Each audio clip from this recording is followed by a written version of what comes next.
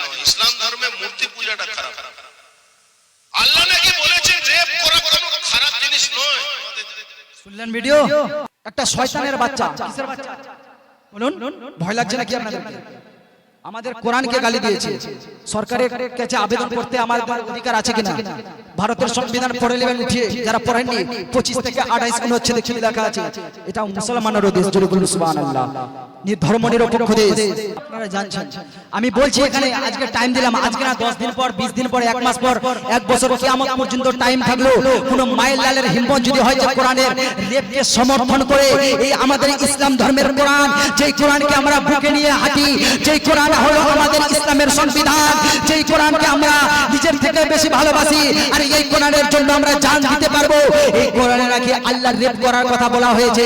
আমি টাইম দিলাম আপনাদের মধ্যে, মুসলমানদের মধ্যে এবং হিন্দু খ্রিস্টান যতগুলো ধর্ম আছে, প্রত্যেকটা ধর্মকে চ্যালেঞ্জ করছি, কোন মায়ের লালের হিম্মত যদি হয় যে আমি প্রমাণ করে দেব, তাহলে খোদার কসম প্রমাণ করলে আমি মুসলমান থেকে আমি সনাতন ধর্ম কবুল করব। কোন মায়ের লালের হিম্মত হয় না। কিন্তু ভাই যদি না প্রমাণ করতে পারেন, যদি প্রমাণ না করতে পারেন, তাহলে আমি যেটাই বলবো ওইটাই করতে হবে। আহারে বলবো আমাদের কোরআনে কি লেখা আছে বলবো।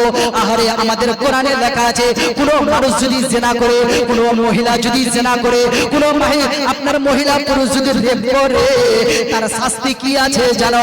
আল্লাহর ইজ্জতের কসম খেয়ে বলি, আমাদের কোরআনের সংবিধানের যদি নিয়ম কানুন ভারতবর্ষে লাগু করানো হতো, তাহলে আশা করি একটাও রেপকারী হতো না।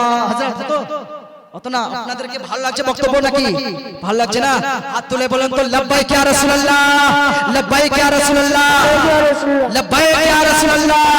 বিরাদর মিল্লাতে ইসলামিয়া ও আমার নদীসি গ্রামের ভাইরা, আপনারাও অন্য জোরকে চ্যালেঞ্জ করবেন যে আমাদের কোরআনে কি লেখা আছে শুনো, আমাদের হাদিসে কি লেখা আছে শুনো।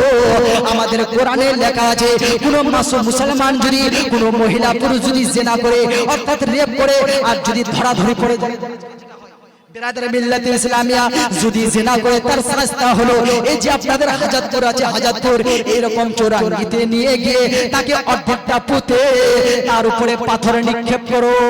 কি করো? আমাদের শরীয়তে ইসলামে আছে, কেউ যদি জিনা করে ধরা পড়ে যায়, বিরাদর মিল্লাতে ইসলামিয়া নিয়ম আছে, বিবাহিতের জন্য আলাদা এবং পরের জন্য আলাদা। কি করো? 100টা কড়া মারার হুকুম আছে, এবং অর্ধেকটা গেরে গলা পর্যন্ত গেরে তার উপরে আপনার পাথর নিক্ষেপ করো। কি করো? পাথর নিক্ষেপ করো।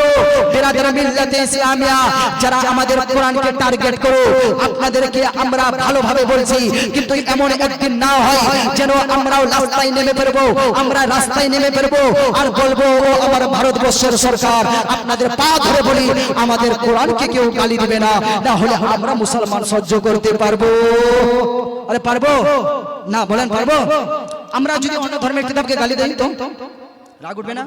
কিন্তু গালি দিবেন? জীবনে গালি দিবেন না। কেন? আমাদের আল্লাহ আমাদেরকে বারণ করেছে সূরাতুল আনআমে, ওয়ালা তাসাবুল্লাযিনা, ও নদীসিকের গ্রামের লোকেরা, এই যে আপনাদের বাড়ির পাশে যতগুলো হিন্দু আছে, তাদের দেবতাকে, ভগবানকে, রামকে, সীতাকে, দুর্গাকে কাউকে গালি দিও না। আরে এটাই হলো আমাদের ইসলাম। জোরে বলেন সুবহানাল্লাহ। ও আমার মুসলমানেরা, আমাদের ইসলাম শেখায় নিজের ধর্ম পালন করো, কোন ধর্মের উপরে আঘাত করা যাবে না, নিজের ধর্মকে মানো, কোন ধর্মের উপরে গালি দেওয়া যাবে না, নিজের ধর্মকে বিশ্বাস করো, অন্য ধর্মের উপরে আপনার পাথর ছোড়া যাবে না। এটাই হলো আমাদের নবীজির চরিত্র।